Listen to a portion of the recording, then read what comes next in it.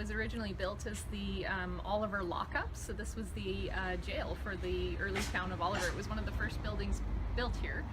So the bottom floor housed the jail cell itself and court records and things like that. And upstairs was actually where the constable and his family would live. So it's an interesting building to have a museum in. It was then later used by the RCMP, and then it was turned over to the town of Oliver for use in housing. And then eventually they put the museum in it. We've got a lot of things. We've got a lot of artifacts from the Fairview area. So items from the TP Hotel, a lot of mining artifacts, a lot of agricultural artifacts. We've got clothing and books and some wonderful military history. Yeah, just have to come on in and check it out.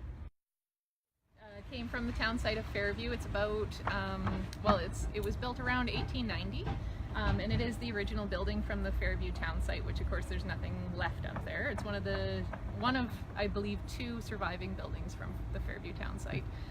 So this building predates the town of Oliver by a good few decades, about 30 years. So, okay. Take us inside.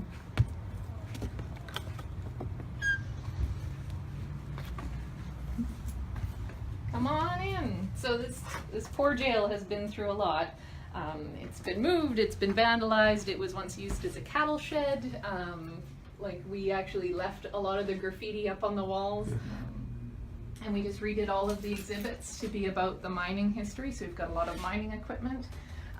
We also have a lot of the history of Fairview itself. A lot of the places might be familiar to people who are history buffs, the old TP Hotel. This was when the Fairview Jail was actually moved to the site.